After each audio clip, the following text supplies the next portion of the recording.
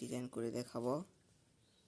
এই যে আমাদের গাছের কাঁচা আম একবার সব পাড়া হয়ে গেছে। এই আমটি আমরা ডিজাইন করে কাটবো। আপনারা এটি দেখতে আমাদের ভিডিওর সাথে যুক্ত থাকুন। এই যে আমি এখন আমটিতে আকর্ষণীয় ডিজাইন করে দেখাচ্ছি। আমটা প্রথমে আমরা এইভাবে কেটে নেব, এইভাবে। এই যে আপনারা দেখেন, এখানে একটা কেটে নেব, এখানে একটা নেব, এখানে একটা নেব,